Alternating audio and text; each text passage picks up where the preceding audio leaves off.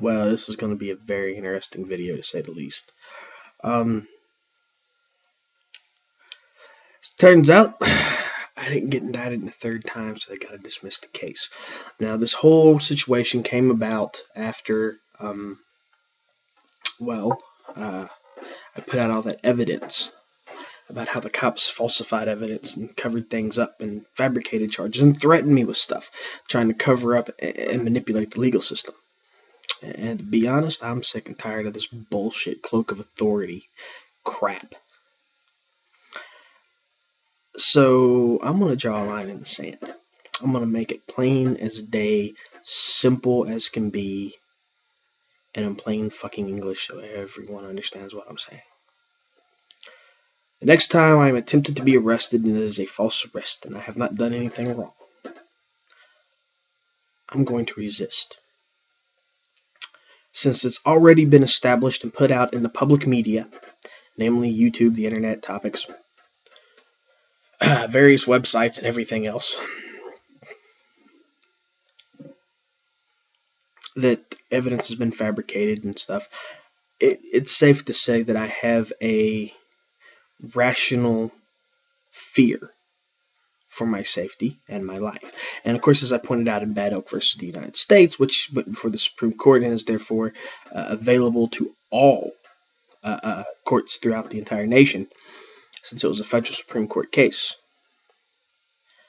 I have justification to resist arrest because it is an assault and battery.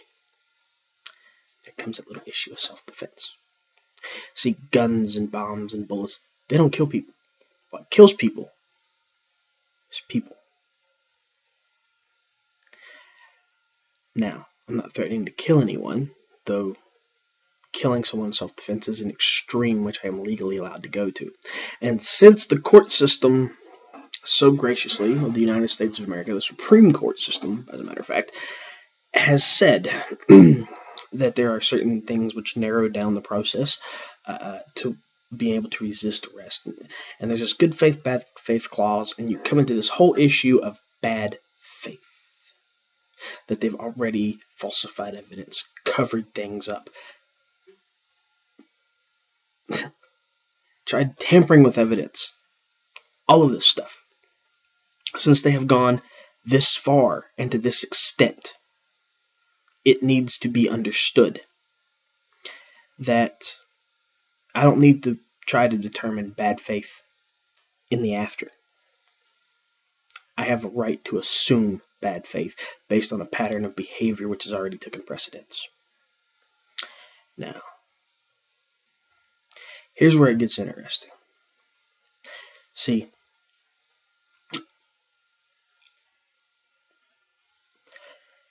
I have a very unique skill set, and I've used that very unique skill set to get information showing where the police were trying to falsify evidence and set me up and everything else. I've used that very unique skill set to gather information on certain people, which has been disclosed all over the internet. Yeah, I find it really interesting that Amanda Kirk and Michelle Jennings want to get on the internet, and especially Michelle Jennings, get up there and be like, "Oh, I'm not in relation to Mary Jennings," even though your mother says so on your MySpace profile is Mary Ann Jennings. Sorry. And it gets even more interesting that Amanda Kirk wants to get up here and deny being, in relation to the cops. I'm sorry. If someone was accusing me of pimping out my children, I would be more concerned with the allegation of me pandering a child than I would be being related to the police, especially if I was a law-abiding citizen. But these people aren't worried about me accusing them of pandering out their children, of setting people up for the cops or anything else. No, we're not related to the police. We're not connected to the police in any way. No, we're not. Here's the problem. You're so busy trying to deny what you're a part of because of all the other things that come into play that you're basically broadcasting it. Never heard that saying? I believe it was from Gone with the Wind. Me doth. No, wait, no, it wasn't. Maybe it was Gone with the Wind. It was an old movie, I believe. Me doth think the woman protests too much. Maybe that was Shakespeare. I'm not a big literature major, but I do know this. According to the law, there's a clear line in the sand. There's an extreme which I can go to. I don't want to go to that extreme, but I will. See, when you take away my ability to have a good reputation, to have a business, to have a life, a family, any of these things that normal people have, and you think that I'm somehow going to submit, back down, whatever, you don't get it.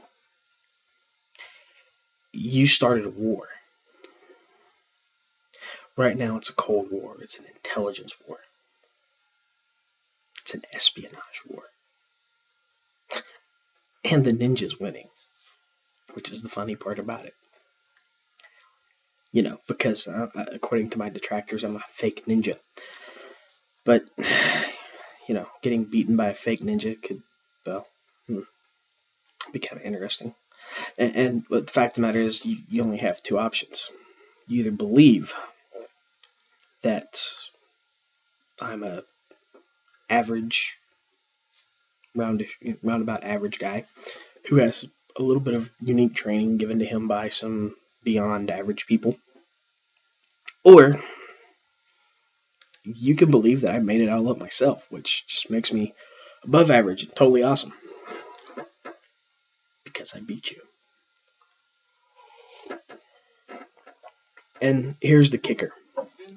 See, me doing this the way I did isn't so that I can go to the extreme of running out here and shooting cops and killing people and everything else. No.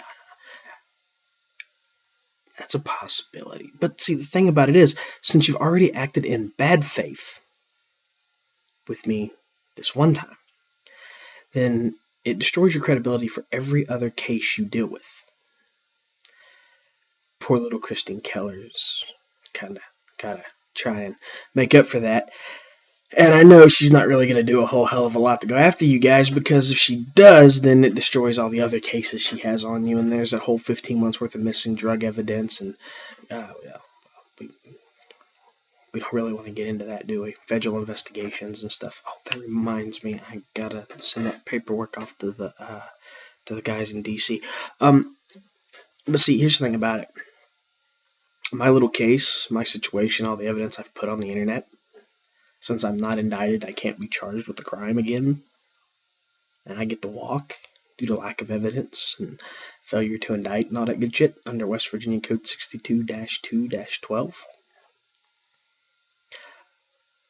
That means that Officers Palmatier, Moore, Duckworth, Williams, actually, wait, since I went to Lieutenant Deeds and Captain White, that pretty much kills professional standards. They're considered corrupt and covering up for criminal activity. And then since I went to the superintendent already, that kind of destroys his credibility. And I've already gone to the governor's office. And yeah, the governor hasn't done anything. So here's essentially what happens. Any person who gets arrested by these officers, Beckley police officers, what have you, they have an automatic case in court. Hey, these guys are setting me up. Well, you have to prove it. Well, really? Well, let's go to pattern of evidence. This is already in the public view. It's already out here for the whole public to see. So anyone can use what is already publicly released information. They threatened this guy. They set him up. They arrested him. The only time... Think about it. You got a search warrant to take evidence out of a fucking forensics lab, for Christ's sakes, to keep me from... to keep the forensics lab from finding the exculpatory evidence, which proved I was innocent and had my uncle, your snitch, admitting that he was the one involved in criminal activity. All because you want to justify your past actions. Let's see. Maybe I'm a little bit crazy. Or maybe I'm just a little bit smarter than what you dumbasses have been thinking. See, now I give everyone that you arrest. All I gotta do is start filing complaints, go to the law library, do some research, public library, there's law books in there, do some research, start looking at those codes, rules of criminal procedure, court cases, the actual codes themselves. And what you come under is that you have a whole history of fabricated evidence. One right after the and see, they can't deny the whole thing with Duckworth and his made-up FBI agent. They can't deny that the day after I threatened Captain White to go to the superintendent because he wasn't doing anything about Lieutenant Deeds not doing his job and making excuses and investigating the other cops for criminal activity, that they go and get the warrant. Then I've gone to the superintendent and I've gone to the fucking governor.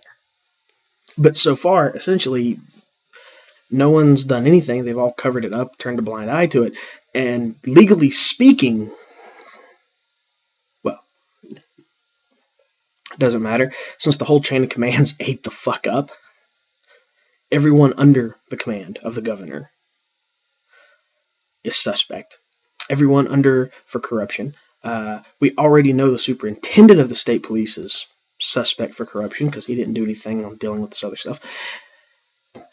Captain White looks directly like he had a hand in setting me up and bringing the false charges against me. And, well, we know Lieutenant Deeds, Stewart. I'm not sorry, those are Beckley cops. But we already know Lieutenant Deeds, Duckworth, Palmatier, Moore. See, Williams is Duckworth's brother-in-law. Palmatier is his best little buddy in the whole world. And the Williamses is related to the Reddens, and strange, ain't that? And then, you know, my uncle, my pedophile piece of shit uncle is really good friends with Deputy Jason Redden, which is really amazing because the second polygraph test, which was used to make the whole thing inconclusive, was done under Deputy Jason Redden. So there's a conflict of interest there. See, fact of the matter is, you guys have destroyed your own credibility. We putting the information out here in the public might have stopped, you know, that whole little strategy you had going against me. But now, since I've put it in the public view, anyone with access to these videos has a legal precedence based on publicly available information, in your own fucking words, some of you, for being guilty. And we see the reason why Amanda Kirk and Michelle Jennings were so quick to jump up and distance themselves. Tisk, tisk, tisk. Yeah, little word of advice here, guys. See, you don't win a war by killing the most people. You win a war by disrupting your enemy's strategy. Every move you played into my hand. Everything you did had a hand in giving me an advantage.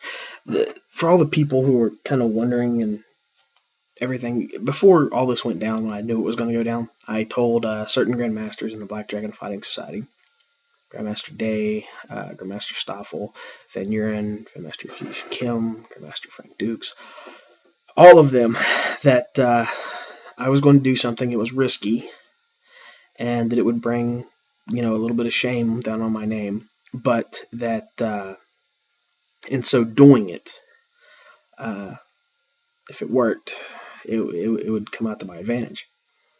Well, it did come out to my advantage. It did bring shame on me, and certain detractors and competitors in the market were really happy to plaster it everywhere. But, well, here's the thing about it. Nobody knew I had those damn recordings.